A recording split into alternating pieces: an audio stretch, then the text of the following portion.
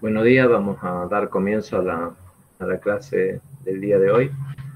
En la misma vamos a desarrollar diferentes concepciones que, que se han planteado desde lo teórico en relación a la biología, que sería con respecto al objeto de estudio, ¿no?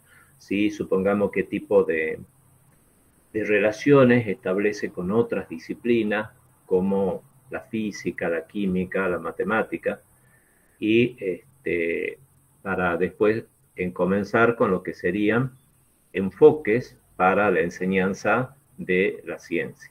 Y ahí vamos a ver que una de las dimensiones de los enfoques, los modelos teóricos que tenemos para la enseñanza de las ciencias naturales, plantean una dimensión de tipo epistemológico. Es decir, siempre va a haber un supuesto acerca de cómo se construye el conocimiento en el contexto de innovación científica, siguiendo la terminología que vimos de Echeverría. Con respecto a las concepciones sobre biología en relación al objeto de estudio, nosotros podríamos hablar de una definición general de la biología como ciencia que estudia la vida y tendríamos que conceptualizar qué es lo que entendemos por vida. Y desde ese lugar nos planteamos si lo entendemos como, supongamos, como una máquina o con ciertas características especiales. Entonces vamos a ver desde el positivismo, que como lo consideraba Comte, desde Piaget, en el paradigma de la complejidad. Creo que ya vimos desde el positivismo, ¿no? Sí, de ¿No? Comte sí. Sí, sí, Sí. sí, sí. Entonces, si recuerdan el positivismo que hablaba de los tres estadios y después cómo la biología tenía que expresarse en forma de reacciones químicas, de transformaciones químicas y en última instancia de corte cuantitativo, matemático. Entonces habíamos visto que expresar como la ecuación esa que decíamos, si la fotosíntesis la expresamos a través de una reacción química, surgen ciertos inconvenientes, ciertos problemas. Piaget, recuerden que había planteado que en realidad no había una escala lineal de conocimientos, sino que era un círculo. ¿Por qué era un círculo? Porque cómo llegan esas entidades matemáticas, si no tienen las entidades matemáticas, no son empíricas, entonces necesita una mente que pueda pensar las entidades matemáticas. Quien estudia esa mente que piense las entidades matemáticas es la psicología. Entonces, y a la vez, la psicología entabla relaciones con la biología, entonces terminamos teniendo un círculo.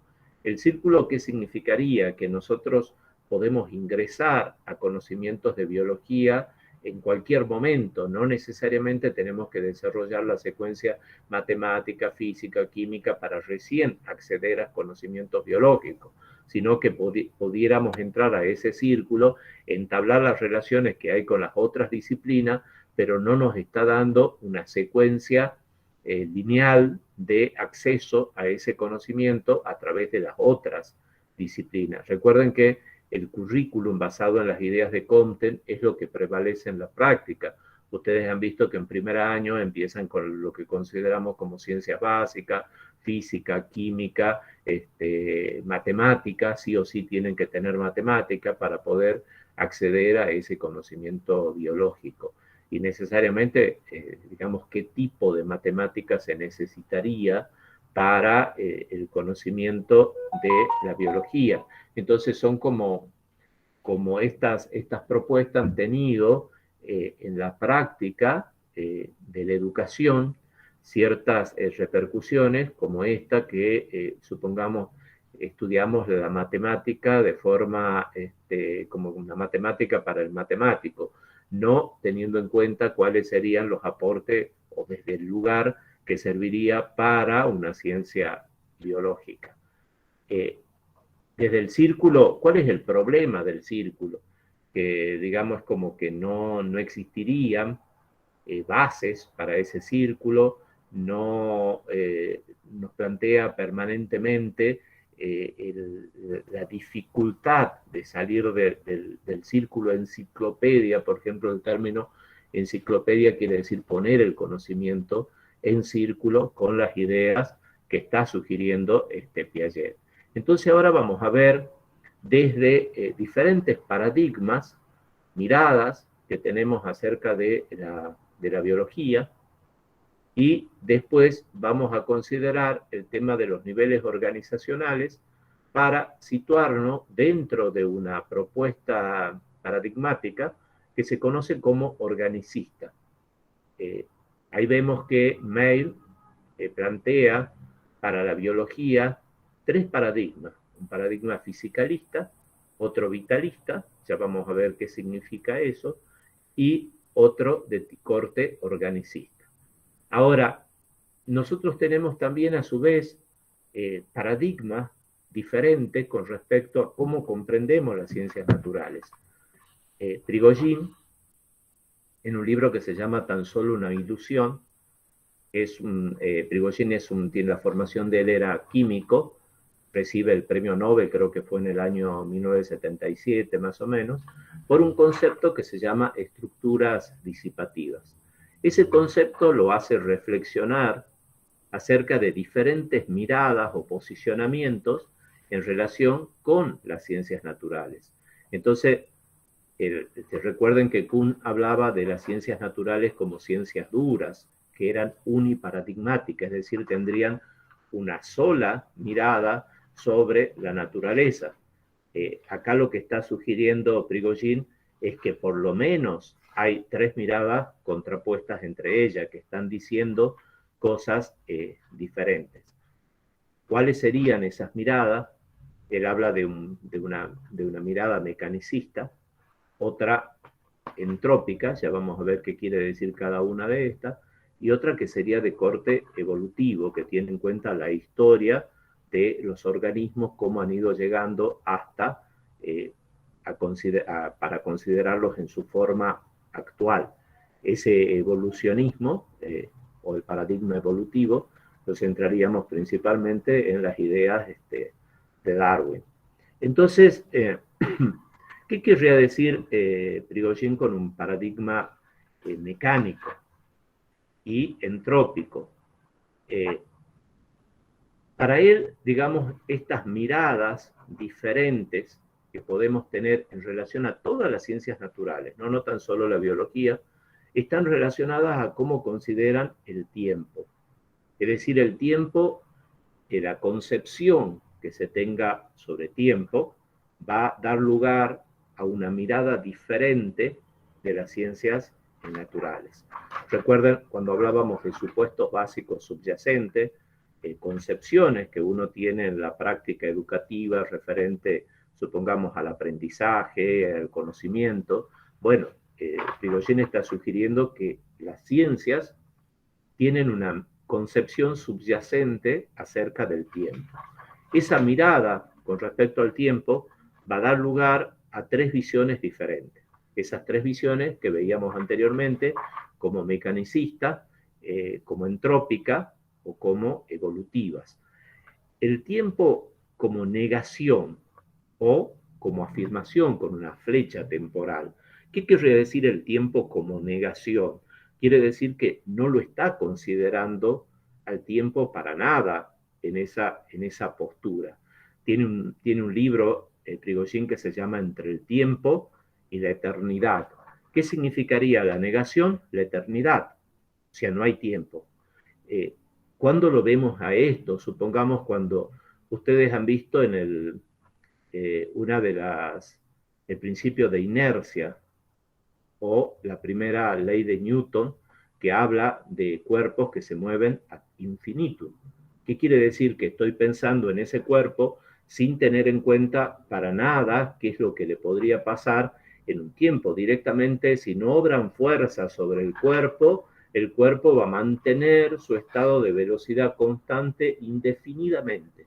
O sea, ahí tienen una expresión donde se observa totalmente esa idea de eternidad y de negación del tiempo.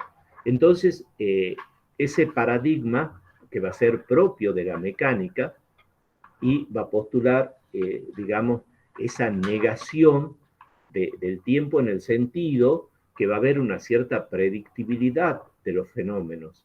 ¿En qué sentido? Que supongamos, yo tengo un sistema mecánico, ustedes han visto cómo les dice, bueno, en el tiempo tal, ¿qué le va a pasar al cuerpo? ¿Dónde se va a encontrar en función de la posición y del tiempo? Pero también puedo retrotraerme en el pasado y decir, en el tiempo, supongamos, menos 5 segundos, ¿dónde se encontraba ese cuerpo? Y únicamente pensamos en fuerzas y velocidades, posiciones que obran sobre esos cuerpos, pero no en cambios que podrías tener, y esa idea es como que indefinidamente se va a ir dando y que yo puedo predecir en todo el tiempo infinito, porque directamente en esa postura se considera el tiempo infinito.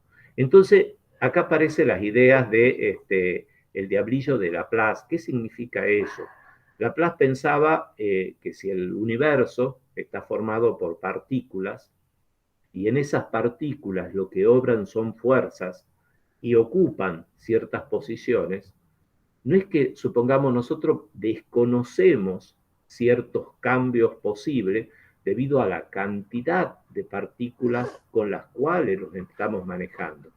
Pero para la mecánica, en las ideas del diablillo de Laplace, si nosotros conociéramos un estado del universo, dice Laplace, que ese sería el diablillo. O sea, un diablillo podría, con una mente que pueda manejar todas las partículas que componen el universo, y él conociera un estado con todas las fuerzas que actúan sobre esas partículas, podría decir qué pasó anteriormente y qué va a pasar en el futuro. Todo vendría dado.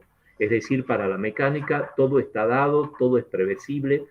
Supongamos hasta las palabras que yo estoy diciendo en este momento, que obran a través de esa acción de partículas, sería totalmente predecible en el modelo mecanicista.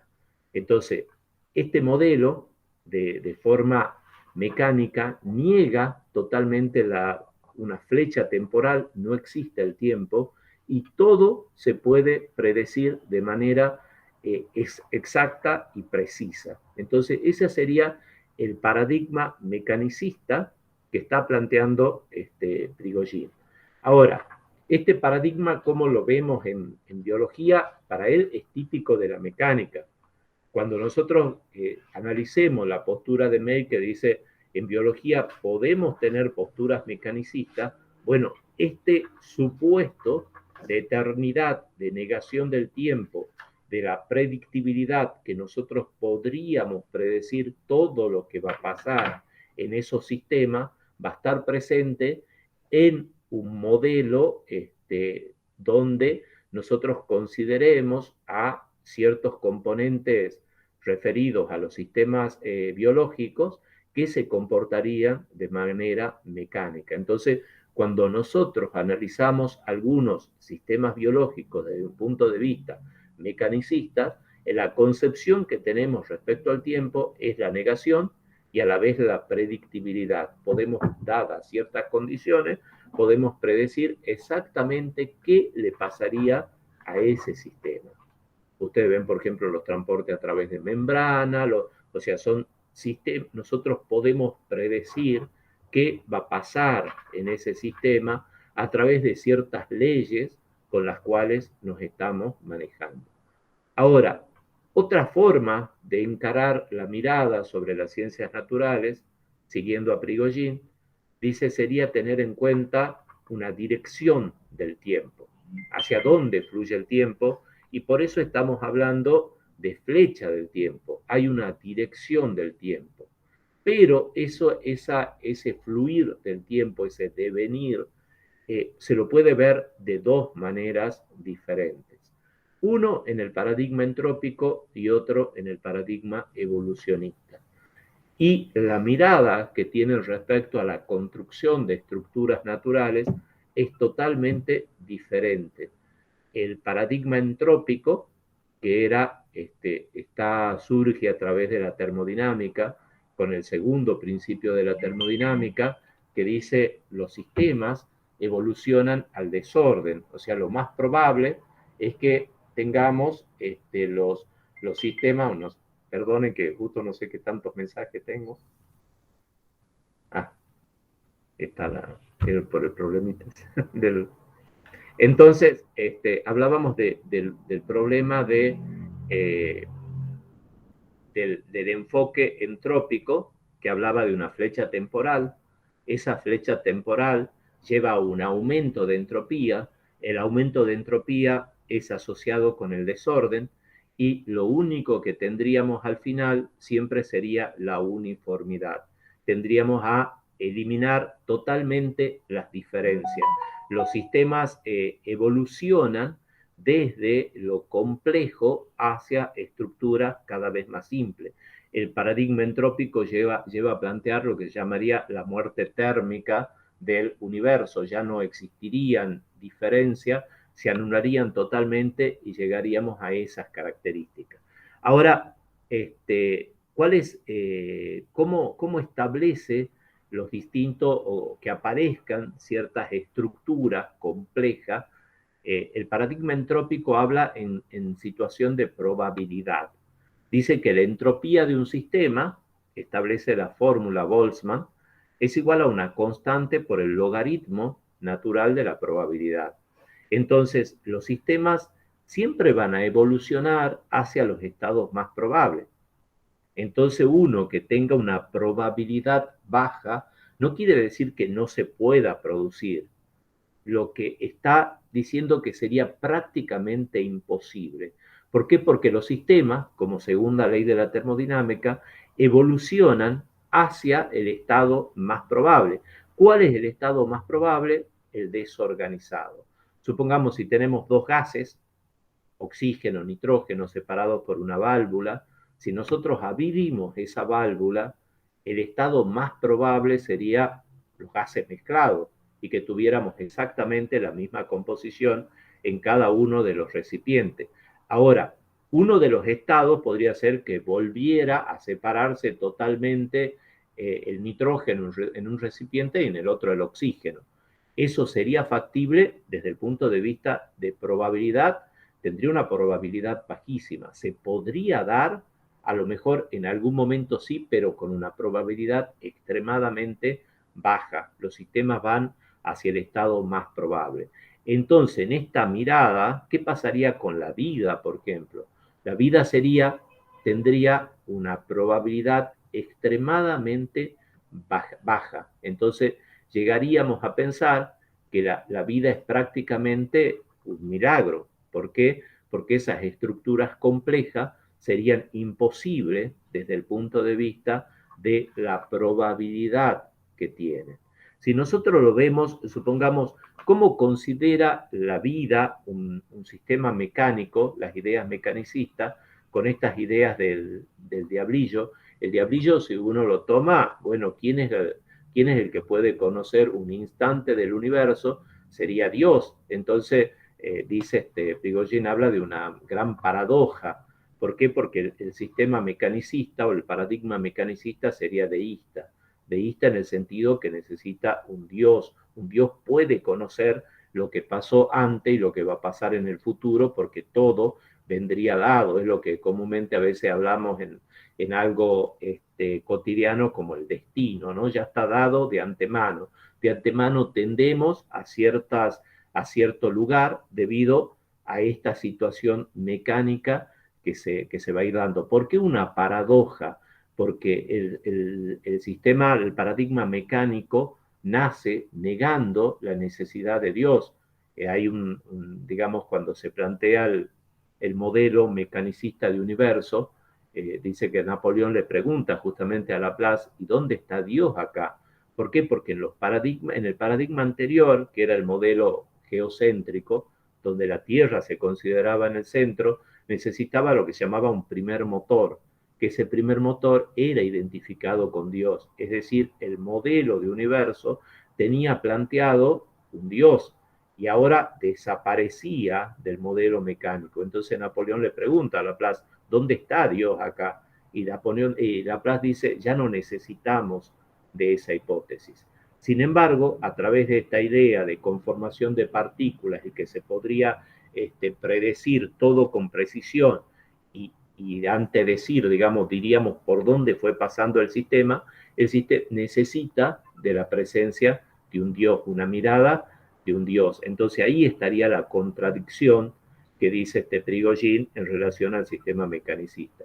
Entonces, en el sistema mecanicista, la propuesta mecanicista para poder explicar la vida, existe la presencia de un Dios. En el entrópico tendría una probabilidad tan baja que sería prácticamente imposible, pero la vida la tenemos. Entonces, desde una mirada entrópica de lograr la uniformidad total, de negar las diferencias, que todo tiende hacia ese estado atractor final, la vida también sería un milagro desde esa mirada en el paradigma entrópico. Sin embargo, el evolutivo, las ideas evolucionistas, que pasan desde, digamos, desde la evolución, desde lo más simple a lo más complejo, y que va a negar ese segundo principio de la termodinámica, es con lo que nos encontramos en la práctica. O sea, no podemos negar la existencia de los seres vivos, y con ese aumento de complejidad que iría desde una sola célula hasta los organismos en sociedades de animales, supongamos que se comportan como si fuesen un todo, supongamos una sociedad de termitas, una sociedad de abejas, de hormigas, y las sociedades humanas, ¿no? Con la complejidad que tiene. Entonces las ideas evolutivas creo que son las que, digamos, sustentamos dentro de la biología, pero resulta que no podemos explicarlo desde la mirada entrópica y desde la mirada mecanicista. Entonces, ¿cómo llevamos estas ideas a, supongamos, qué es lo que está planteando Prigogine, que podamos de alguna forma explicar este proceso de la vida con ideas evolucionistas, y a la vez qué pasa con esto de la predictibilidad? Diríamos, la física no nos está aportando nada porque tiene ese concepto de diablillo, que solo un diablillo puede conocer si todo está hecho en base a partículas, y esas partículas se están moviendo en función de un momento determinado y cómo están formados. Entonces, les decía que Prigogine había recibido el premio Nobel por las estructuras disipativas. ¿Qué características tienen estas estructuras disipativas? Serían sistemas no biológicos que contradecerían el segundo principio de la termodinámica. Es decir, no todo, porque, digamos, la idea original era los sistemas biológicos son los que contradicen la segunda ley de la termodinámica, que van a evolucionar hacia estados cada vez más complejos. Sin embargo, Prigogine encuentra ciertas estructuras que él le llama disipativas, que tienen la característica de ser sistemas no biológicos que van evolucionando desde lo más simple hacia los más complejos. ¿Qué se tiene que dar para que aparezcan estos sistemas naturales no biológicos y que evolucionen de esta manera, y que Prigogine le llama estructuras disipativas?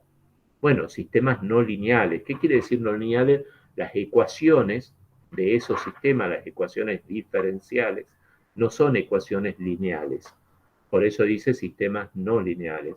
Son sistemas que están muy alejados del equilibrio.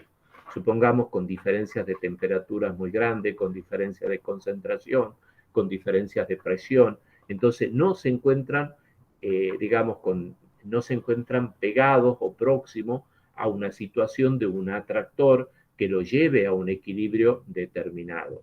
Y son muy dependientes de las condiciones iniciales.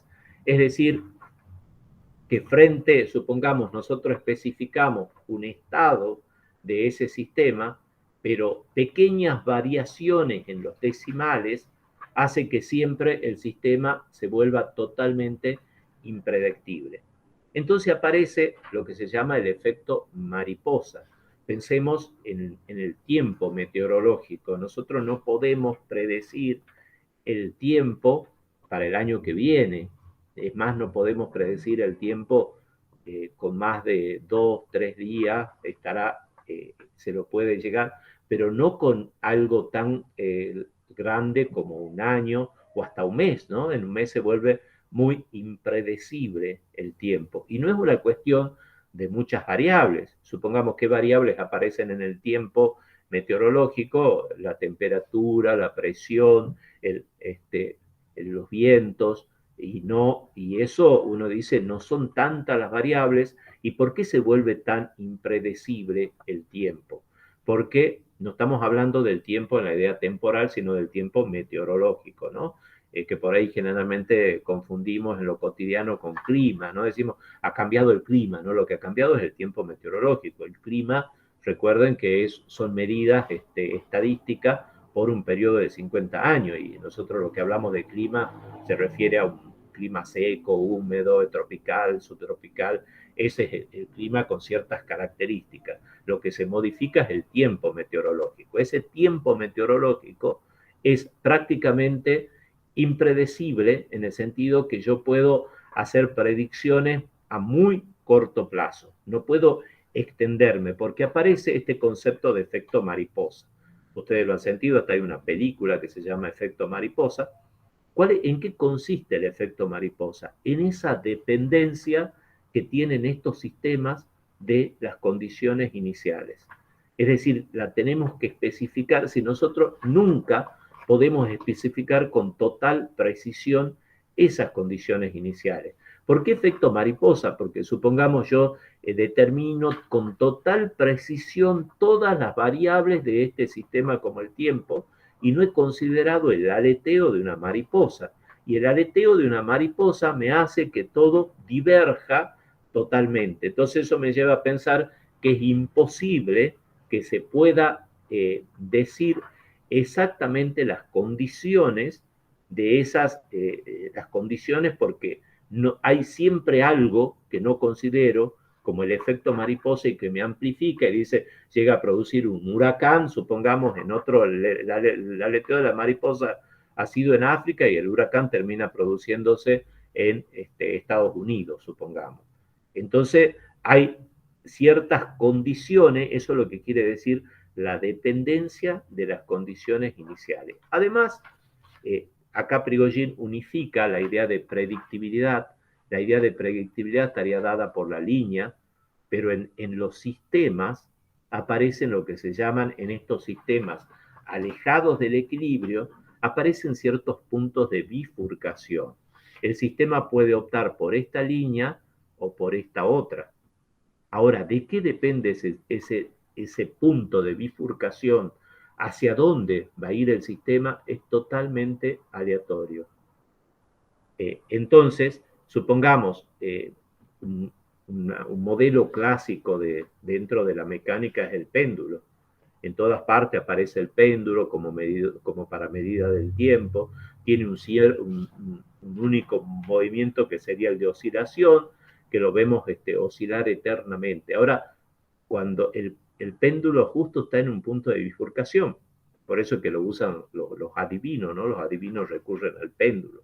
¿Por qué? Porque el péndulo puede tener el movimiento clásico que nosotros estudiamos, que siempre vemos el movimiento del péndulo con las oscilaciones que tiene, o puede tener un movimiento de tipo elíptico, circular, que va haciendo como un movimiento así. Entonces, generalmente, si han estado alguna vez en una práctica de laboratorio con el péndulo, a veces utilicen, fabríquense un péndulo ustedes, van a ver que hace o ese movimiento o el otro. Generalmente los profesores, cuando están en un práctico de laboratorio del péndulo, lo paran, y es como que hubo algo o como que lo he puesto mal originalmente y ha hecho ese movimiento de tipo como un movimiento circular. Entonces, ahí aparece ese punto de bifurcación. Se va por un lado o por el otro.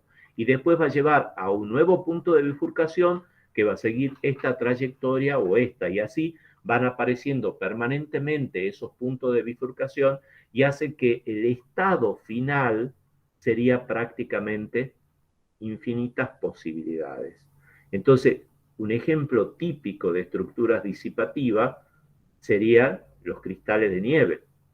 Supongamos la cristalización del agua, ahí se da en condiciones de desequilibrio térmico, bajas de temperatura drásticas. Supongamos si la nieve cristaliza si el agua cristaliza en estado de equilibrio, va a producir el típico hielo que nosotros conocemos, que es lo que se dice el agua nieve, el granizo, tiene la misma estructura cristalina que sería amorfa. Ahora, si cristaliza en estado de desequilibrio, dice que nadie encontró un cristal de nieve que sea exactamente igual a otro. Entonces, cada cristal remite a los distintos puntos de bifurcación por los cuales fue pasando. Entonces, al final, yo voy a tener infinitas posibilidades por esta dependencia de las condiciones iniciales. Ustedes piensen en diferentes posibilidades para las situaciones y van divergiendo y cada una va a constituir como una estructura particular.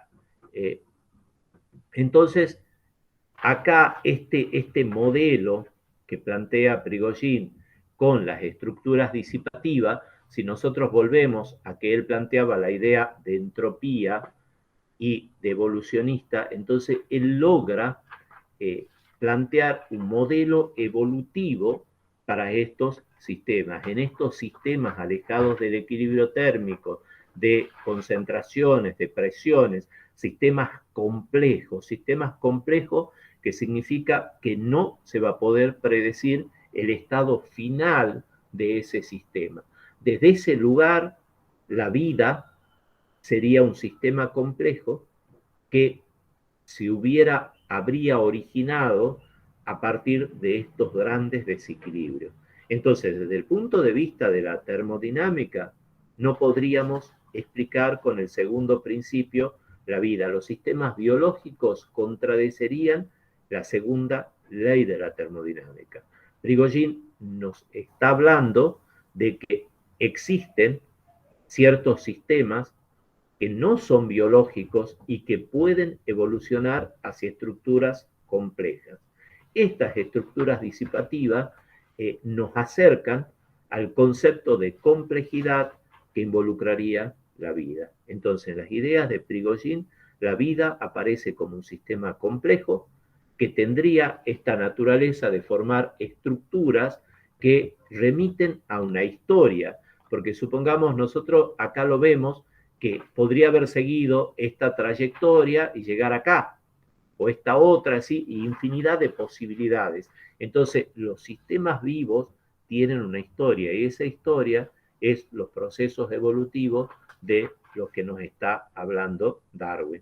Entonces, si existiría una explicación, la vida no sería una improbabilidad, como decía Boltzmann. Recuerden que la ecuación decía que la entropía era directamente proporcional a la probabilidad y los sistemas evolucionaban hacia probabilidades, a la probabilidad más grande. Entonces la vida se volvía, necesitaba sí o sí de un creador, digamos, que hubiera hecho surgir esos sistemas complejos. En las ideas de Prigogine o en el paradigma de estas estructuras disipativas, la vida se ve totalmente viable. Ahora vamos a pasar a esta concepción sistémica, que va a ser lo que nos va a dar la idea de la visión organicista. Si recuerdan, decíamos, Men nos está hablando de cómo podemos considerar las estructuras biológicas de manera fisicalista, mecanicista, que podemos predecir exactamente que van a ser sistemas de tipo físico que se van a comportar como una máquina.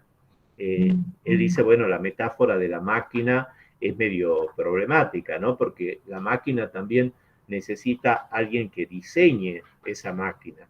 Digamos, había una metáfora que se le atribuye a un clérigo creo que del siglo XIX, llamado Paley, que decía, si una persona encuentra un reloj, va a pensar que existe un relojero.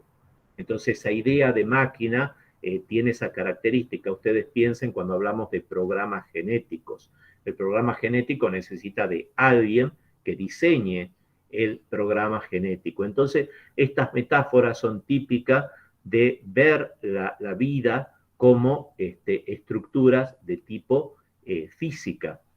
El gran triunfo del fisicalismo fue establecer el código genético, decir, bueno, hay una secuencia, esa secuencia es un ADN totalmente mecánico, ¿no? Del ADN se copiaría un ARN y con el ARN se terminaría llevando a cabo la síntesis proteica. Ahora, las proteínas intervienen en todos los procesos, supongamos, celulares, y llegarían a conformar o a podemos explicar todas las propiedades de los organismos a través de esta secuencia, de un código que sería el código genético. Bueno, el tema es que ni siquiera, como yo les planteaba ya la clase pasada, ni siquiera se puede llegar a establecer a partir de ese código la proteína, porque la secuencia que dice ADN, ARN, proteína no es tan así. Lo que el código genético establece es una secuencia de aminoácidos. Y la secuencia de aminoácidos es la estructura primaria de la proteína, no las otras estructuras que están asociadas a la forma que tiene la proteína. Entonces, si la forma de la proteína, el problema que va a estar presente a lo largo de todas estas discusiones son la emergencia de la forma. ¿Qué forma tiene, supongamos, las proteínas? ¿Por qué tienen esa forma y no otra? Ustedes han visto que bajo ciertas acciones se pueden cambiar la forma y pueden, supongamos, si agarramos una clara de huevo, albúmina de huevo, la mezclamos, tiende a desestabilizarse la forma, pero hay ciertos momentos en que tiende a volver a su forma original. Llega un momento en que prácticamente no puede volver, que sería la típica cuando los cocineros dicen el punto nieve, ¿no? El punto nieve donde ya la proteína se desnaturalizó totalmente y adquirió otra forma. Pero las formas de las proteínas son prácticamente infinitas. Ahora, ¿por qué la proteína adopta siempre la misma forma? Eso no es algo que se pueda predecir, o sea, se sabe que adoptan esa forma, pero no puedo decir si tengo esta secuencia de aminoácidos, la forma que va a tener la proteína va a ser esta.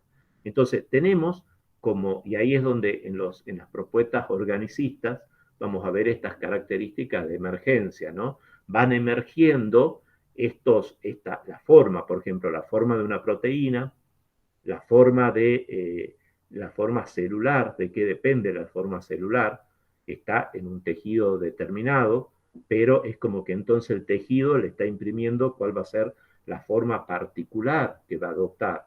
¿Por qué? Porque no puedo llegar a establecer de antemano cuál va a ser la forma si todas las células tienen exactamente el mismo material genético. Entonces, ¿qué hace que tenga, supongamos, una célula de un tejido determinado, de un tejido conectivo, de una célula nerviosa? Bueno, digamos, no está dado, no lo puedo predecir, sino que van a adoptar esa forma en función del tejido en el cual están.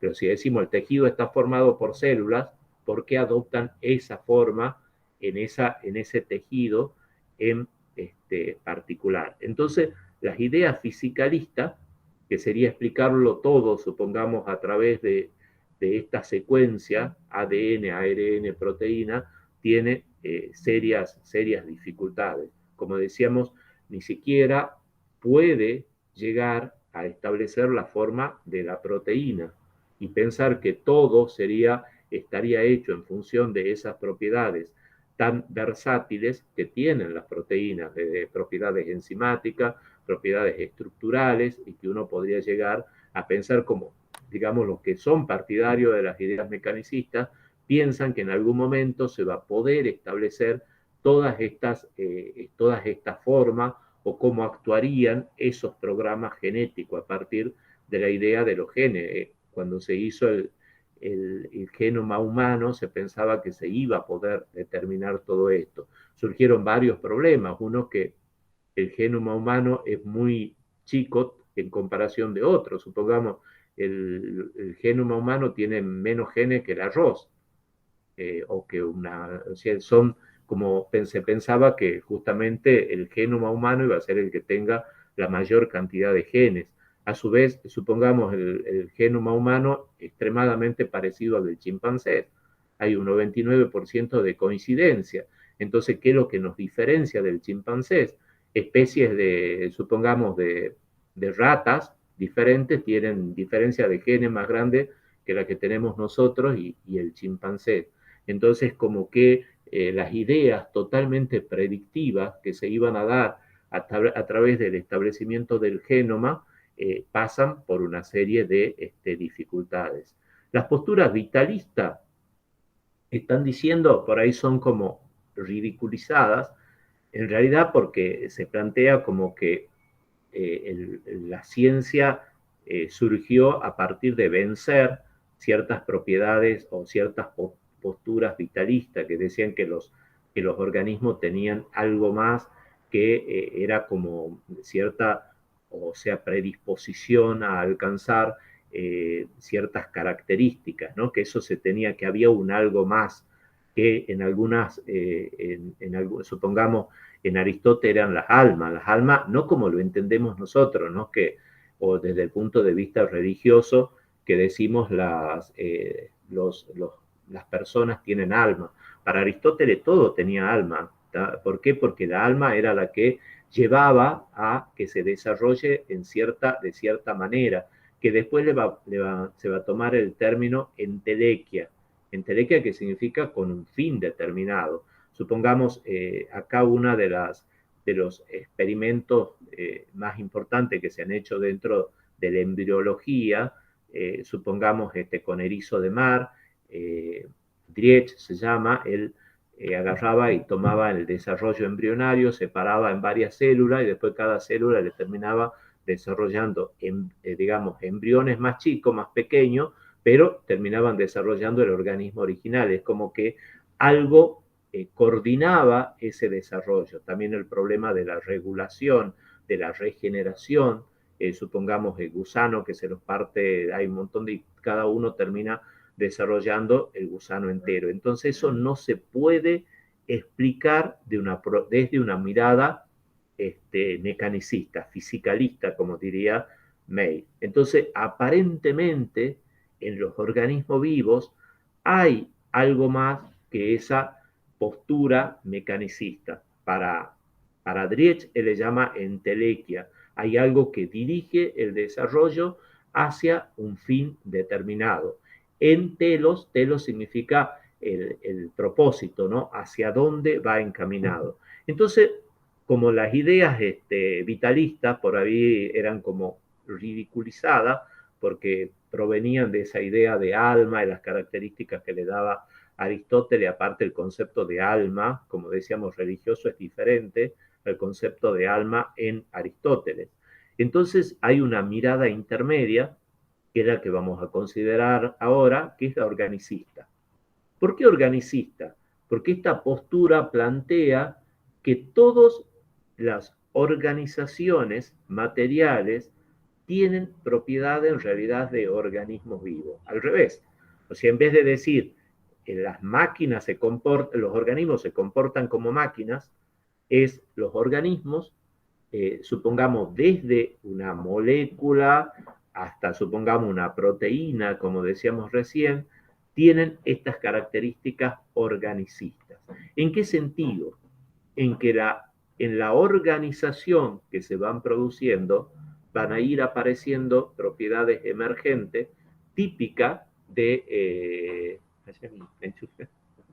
típica de los organismos vivos. Entonces, llegamos a los distintos niveles organizacionales donde, o sea, la clave va a estar en el concepto de sistema. Entonces decimos, las posturas organicistas, también sistémicas, dicen, estos sistemas están compuestos por ciertos elementos que interactúan entre ellos, pero los sistemas tienen propiedades diferentes a las de los elementos. La postura reduccionista es como que estaría considerando el sistema como una suma de las partes. Y no, la postura organicista dice, al conformarse el sistema, hay algunas cosas que se mantienen. Entonces esas propiedades que nosotros pudiéramos tomar como suma serían colectivas. Hay otras propiedades nuevas que van a emerger de la nueva organización. Entonces se conocen como propiedades emergentes. El mecanicismo estaría negando esta idea de propiedades emergentes. Y a la vez, el sistema va a retroactuar sobre los elementos y le va a imprimir ciertos constreñimientos.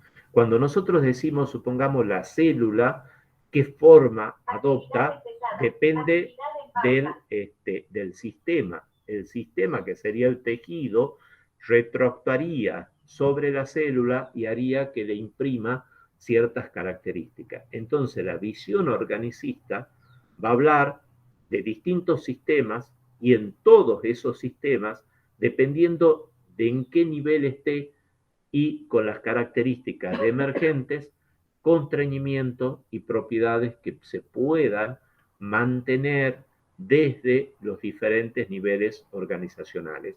Entonces, cuando nos planteamos en una postura organicista, vamos a hablar de diferentes organizaciones. ¿Cuáles son las diferentes organizaciones?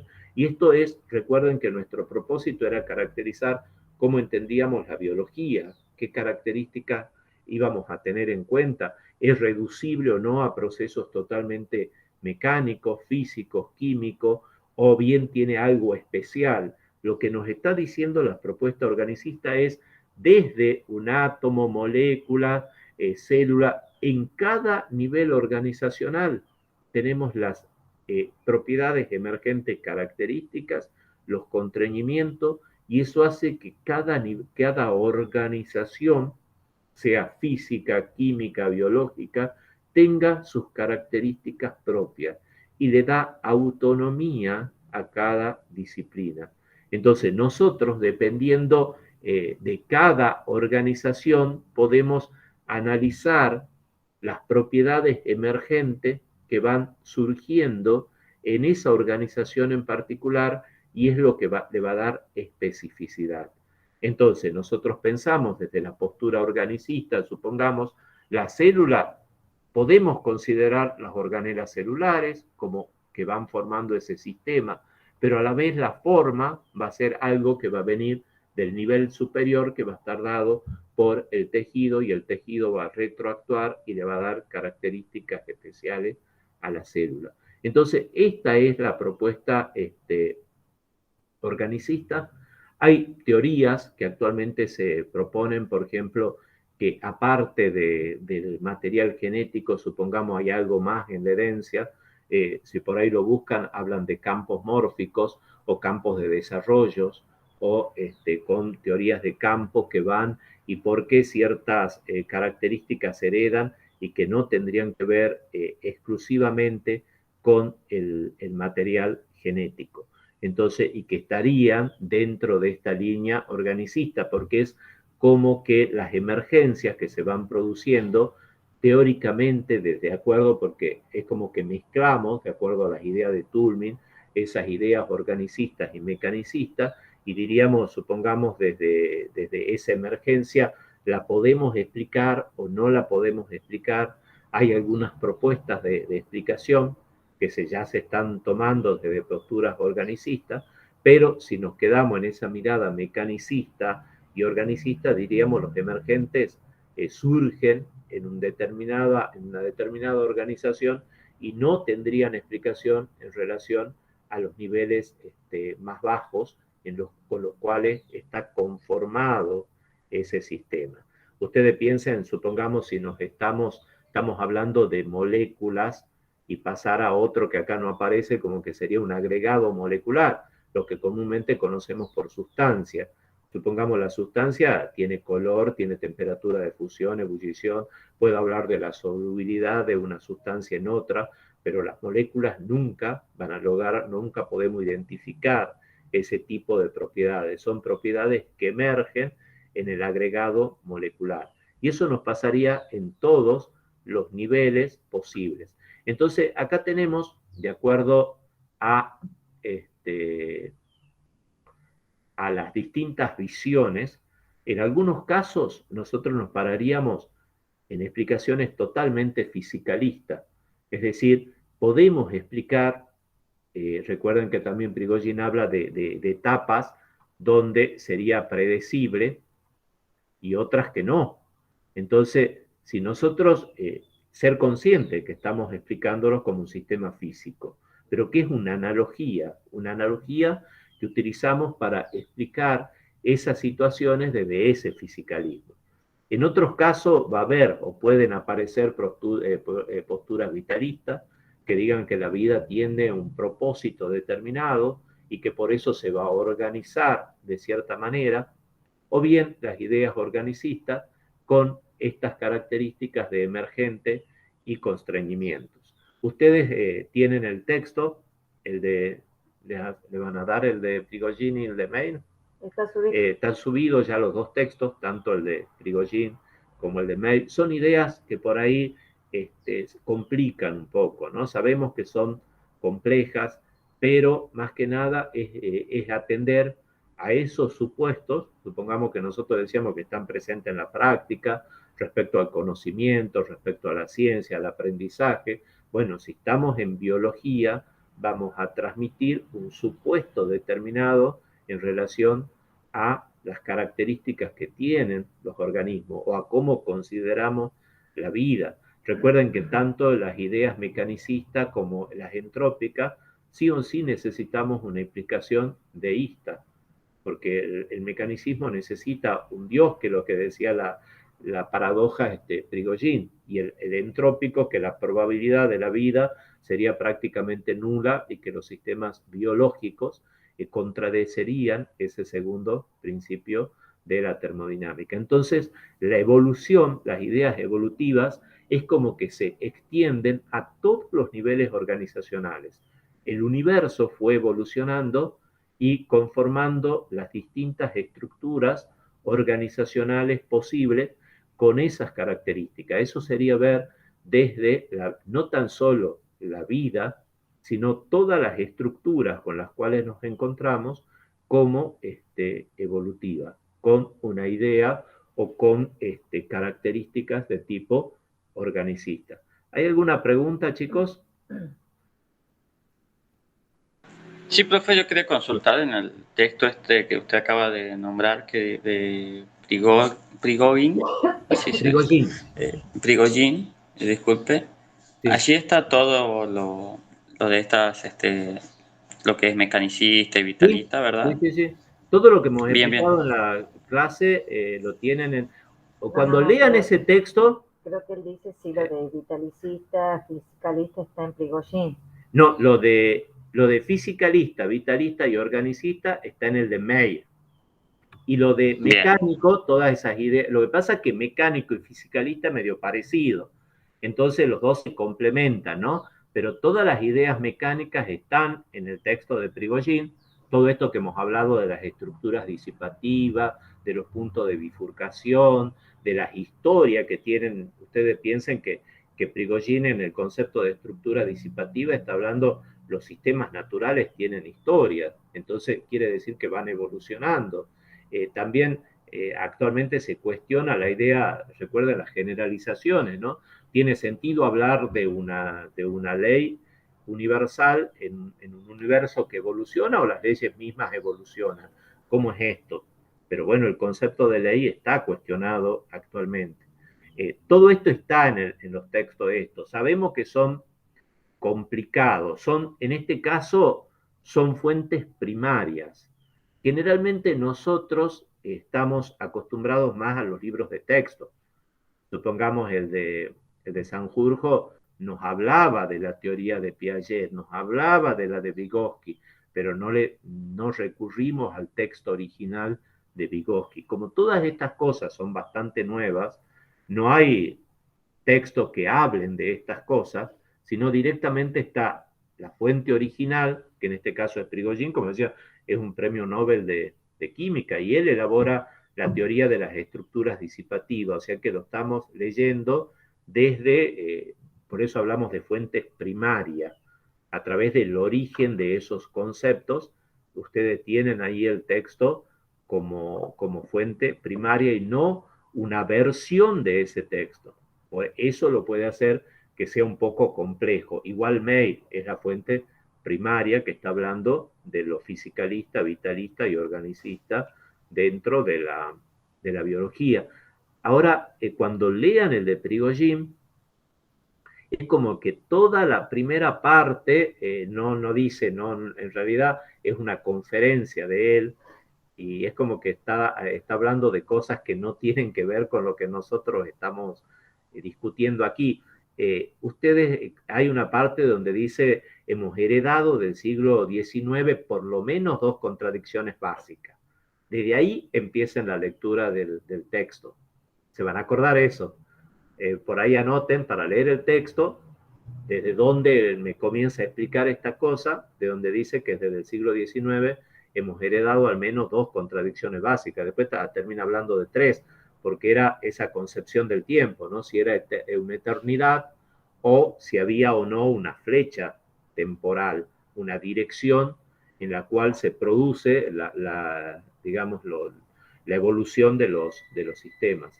Ustedes, si nosotros pensamos, ¿no?, en una ciencia quien niegue el tiempo, como permanentemente nuestras propias percepciones se vinculan con el tiempo. Bueno, ahí él habla de una semilla que después, bueno, crece, da, lo pensamos en esa dirección y no al revés. No podemos ver una planta que se termine transformando en semilla. O sea, hay una dirección, los sistemas naturales tienen una dirección temporal. Una ciencia como la mecánica la está negando.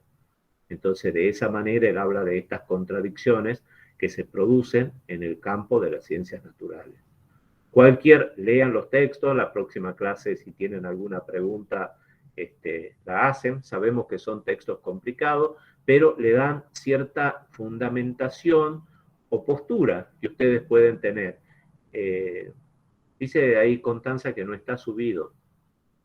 ¿De Prigogine? Ah, Bueno, después cualquier cosa, el texto se encuentra por internet, no hay problema, se llama Tan solo una ilusión, lo voy a anotar por si ya quieren ir leyendo hasta que lo subamos, así es, tan solo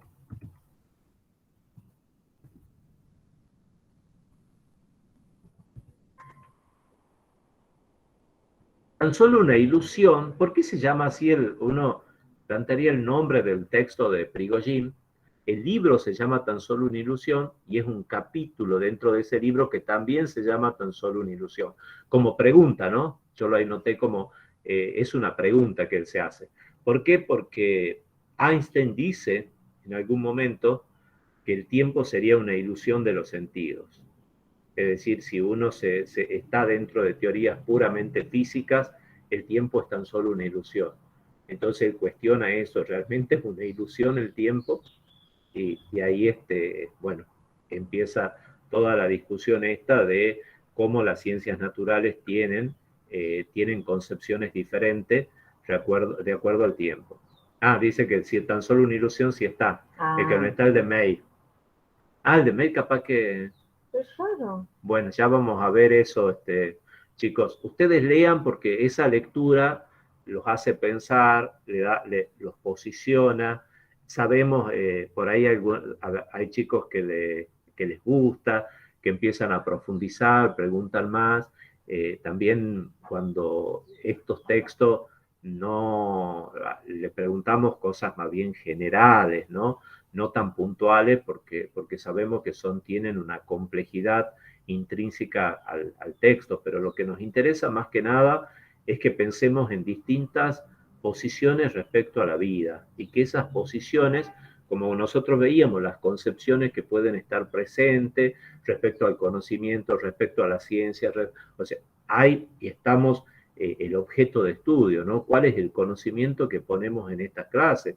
Y en estas clases, cuando estamos enseñando biología, y si no podemos decir así muy livianamente la ciencia de la vida, bueno, ¿qué es lo que entendemos por vida? Saber que hay ciertas dificultades en poder conceptualizar la vida, que se discuten estas cosas, y eso es lo que le va a dar este posicionamiento en esas concepciones que pudieran tener frente a la naturaleza de los sistemas biológicos. ¿Alguna otra pregunta? Ya vamos a ver qué pasa con el de mail y cómo lo ¿Cómo se podemos... llama el de mail? Bueno, Así es la biología. Ah, El libro de mail se llama Así es la biología. Y es el primer capítulo de ese libro. Ya me fijo cómo capaz que el capítulo se lo puede conseguir. sí, todo está bien. ¿No hay más preguntas, chicos? Por mi parte, no, profe. Bueno, vamos a dejar de presentar.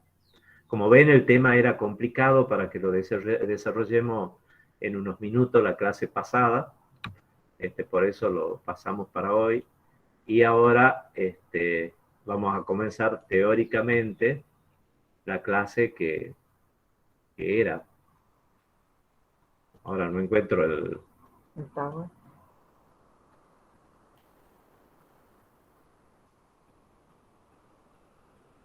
No tengo dos iguales, ¿qué pasó?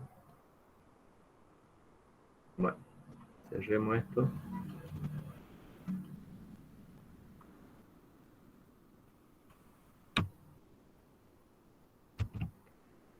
Ya busco el nuevo...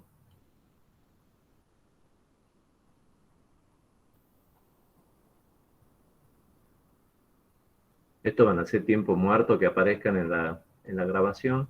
Pero lo detengo un ratito. No hace falta, así, que lo adelanten. Cuando está en la grabación uno tiene la posibilidad de adelantar y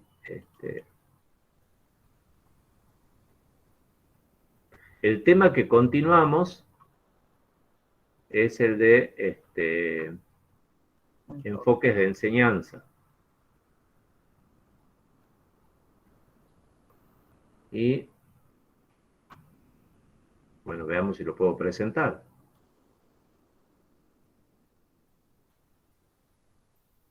Ahí está.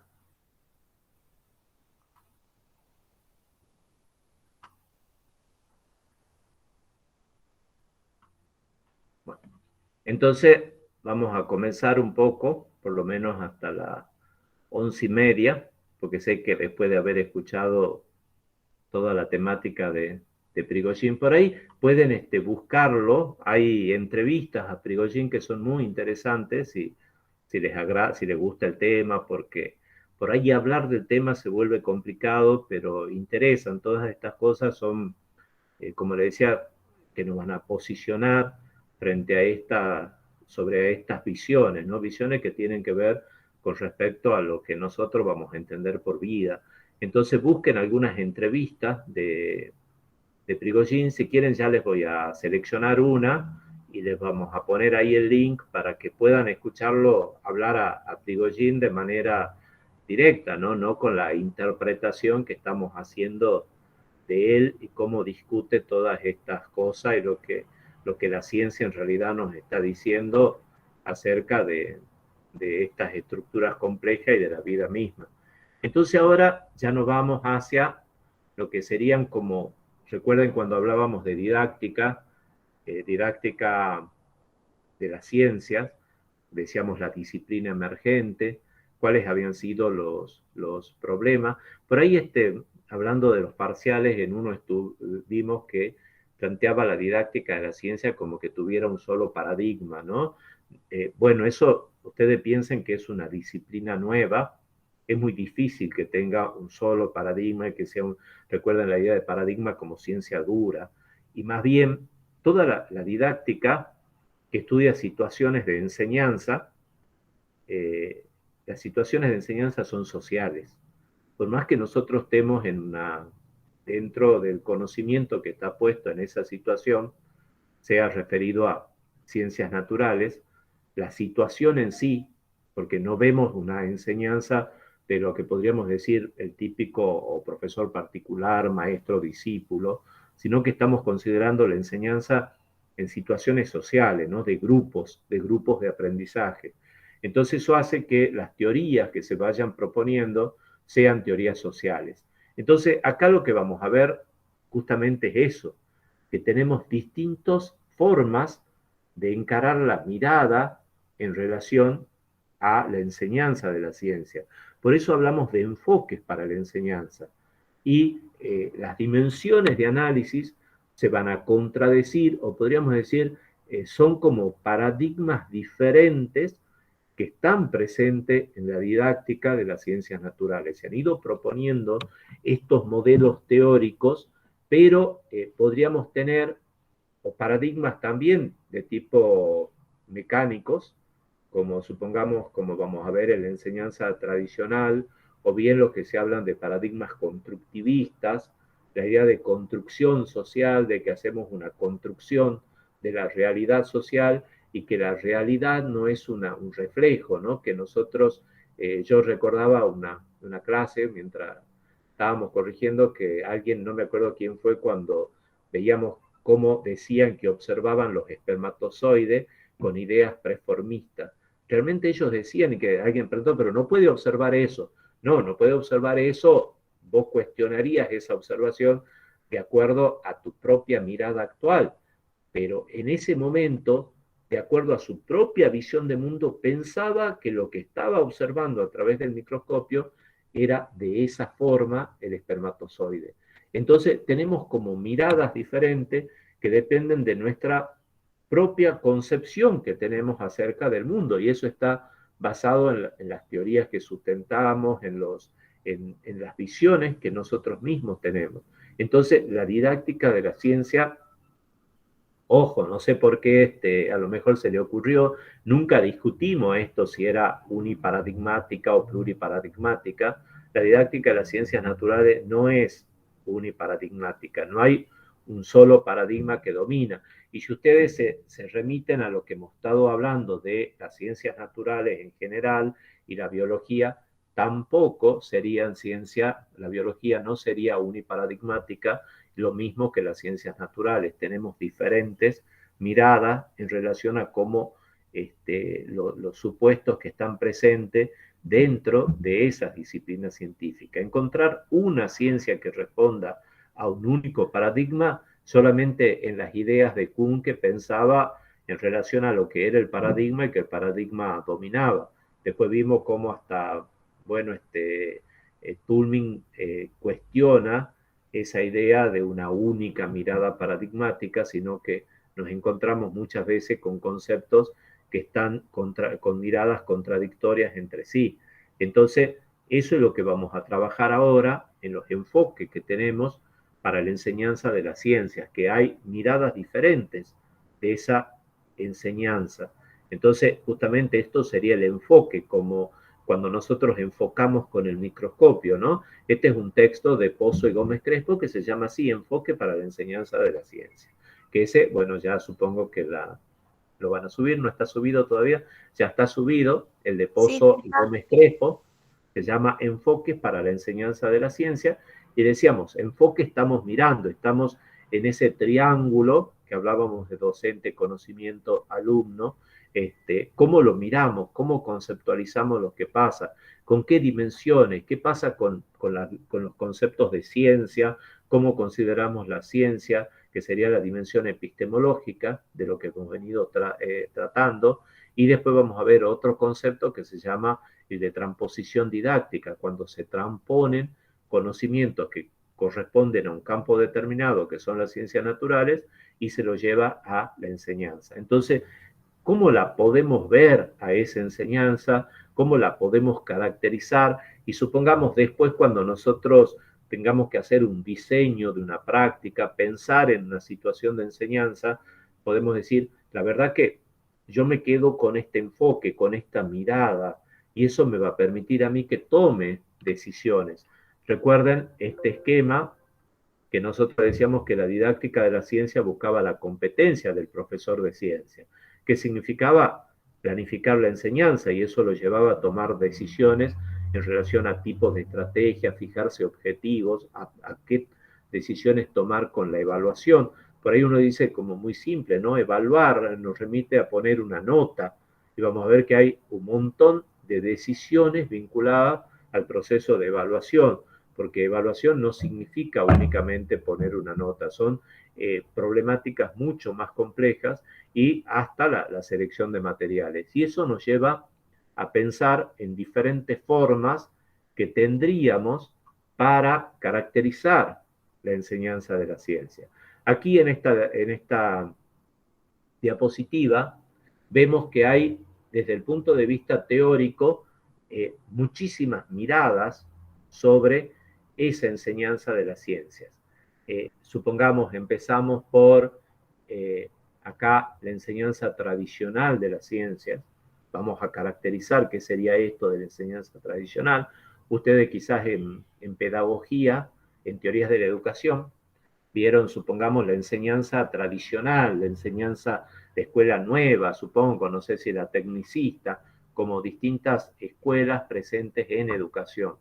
Tenemos la enseñanza por descubrimiento autónomo, la enseñanza mediante investigación dirigida, la enseñanza de la ciencia como contrastación de modelos y teorías, la enseñanza de la ciencia desde la historia y filosofía de la ciencia, la enseñanza expositiva de la ciencia, la enseñanza expositiva de la ciencia, la enseñanza de la ciencia basada en un enfoque ciencia, tecnología, sociedad, basada en un enfoque de ciencia, tecnología, sociedad, ambiente, la enseñanza de la ciencia mediante conflicto cognitivo y la enseñanza de la ciencia mediante modificación de perfiles conceptuales.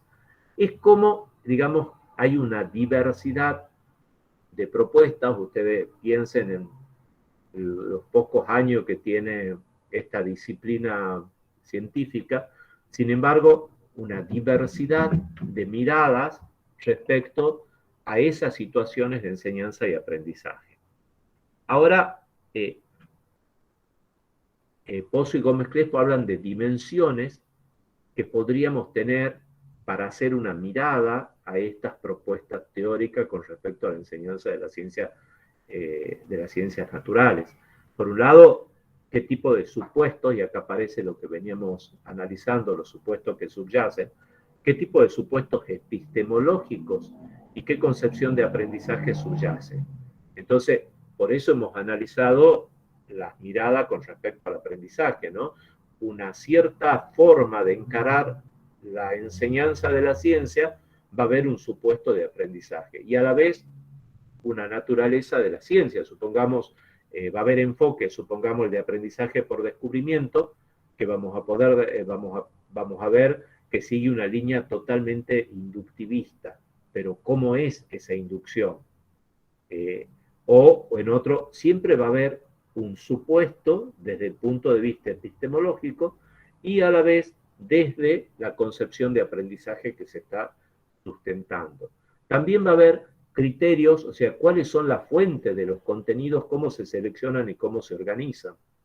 A su vez, qué tipo de actividades de enseñanza y de evaluación se están planteando y que cada enfoque, no hay, digamos, lo que podríamos decir, al plantear que existen dificultades, nos centramos en decir, no hay un enfoque que no plantee que haya en la implementación, si yo sigo como ese modelo teórico para llevar a cabo la enseñanza, siempre va a haber dificultades. Dificultades que podemos hablar de previsibles. Pueden aparecer a su vez otras dificultades que el mismo modelo teórico no las había pensado.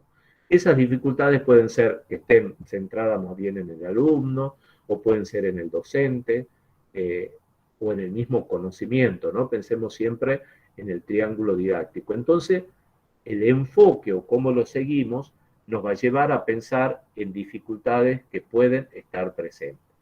Si volvemos a este organizador, va a ser un término que va a aparecer en un enfoque. Hay varias formas de encarar las exposiciones que vamos haciendo, que siguen una mirada de la enseñanza expositiva de la ciencia. En ese enfoque se habla de organizadores previos.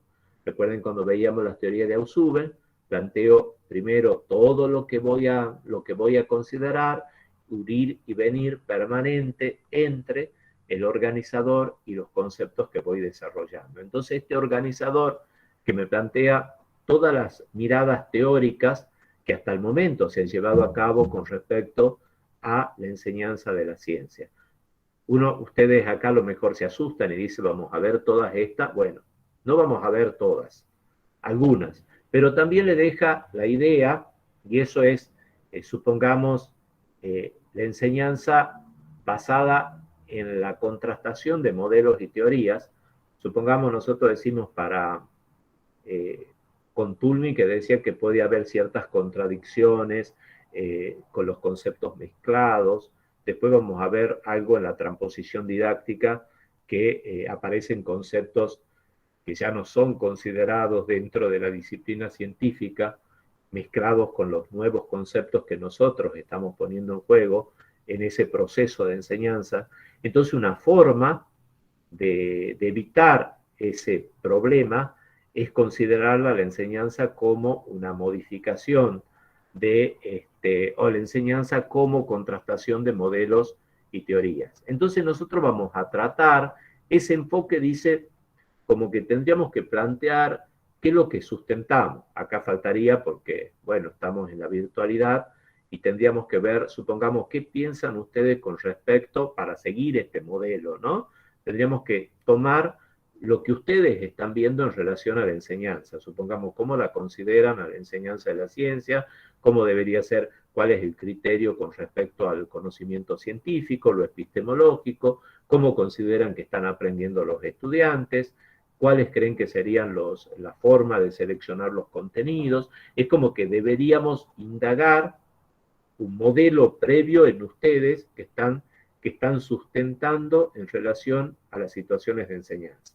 Y a la vez plantear otros, pero esos otros, supongamos, yo me podría quedar en 2 o 3 de todos estos, pero a la vez les estoy diciendo no son los únicos posibles. Hay otros modelos que después ustedes pueden indagar y decir, por lo menos quedó enseñanza de la ciencia desde la historia y filosofía de la ciencia. Hay un modelo que está planteado así, no lo vamos a desarrollar aquí, pero ustedes después pueden indagar y cómo sería un enfoque desde ese lugar.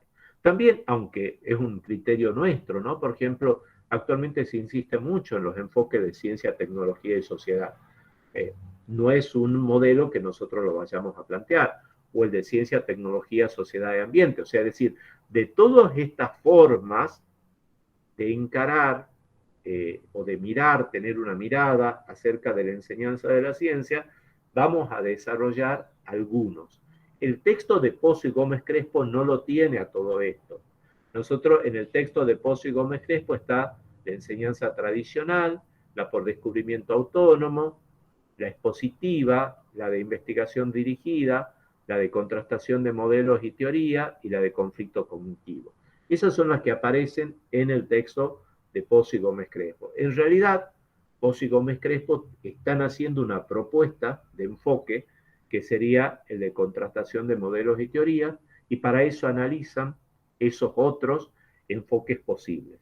Después, en estos casos, vamos a recurrir a las fuentes primarias, parecido a lo de Prigogine y May, y vamos a considerar la enseñanza mediante modificación de perfiles conceptuales con un teórico brasilero que se llama Mortimer, y que él propone, que en realidad está vinculado al tema del lenguaje, ¿no? ¿Qué pasa con el lenguaje en las clases de ciencia?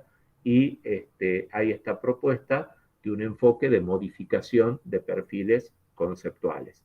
Entonces, vamos a ir, digamos, contraponiendo los distintos enfoques, es como comparándolos a lo largo del desarrollo. Por ejemplo, que dice el enfoque tradicional, enseñanza tradicional en relación a los supuestos epistemológicos, a la concepción después, supongamos este otro enfoque, el de conflicto cognitivo, cómo lo plantea, la enseñanza positiva, cuáles son las características, como que permanentemente vamos a ir comparando y nos situaríamos dentro de, a la vez es positivo, porque estamos haciendo una exposición aquí, entonces sigue esas características que he presentado organizadores previos y a la vez contrastando las diferentes miradas con respecto a la enseñanza de la ciencia.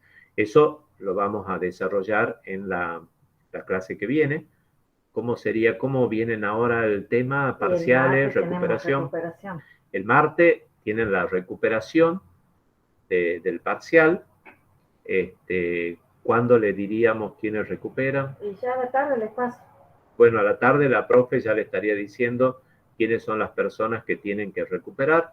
La recuperación de acuerdo al número que sean, vamos a ver si, supongamos son 8, le pasará tendrán que entrar 4 primero y después 4 y haremos una recuperación que será oral. Y bueno, en la clase siguiente vamos a desarrollar todas estas miradas con respecto a la enseñanza de la ciencia.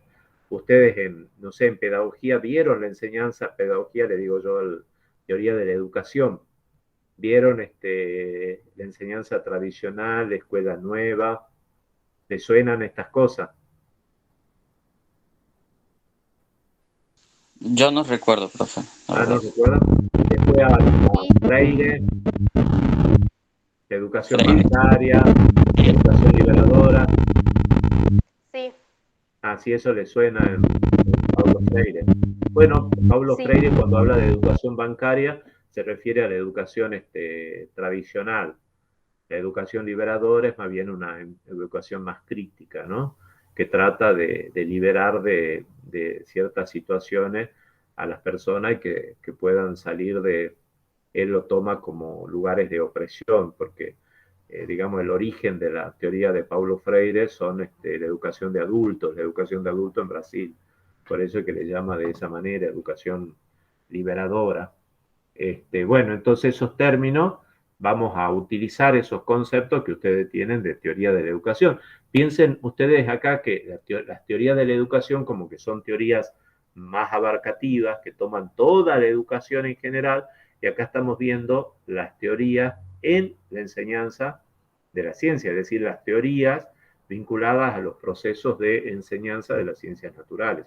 Entonces tenemos que enmarcarlas en teorías generales acerca de la educación, que son lo que han visto en teorías de la educación. Si no hay preguntas, dejamos acá. Ya la profe le va a pasar los resultados de los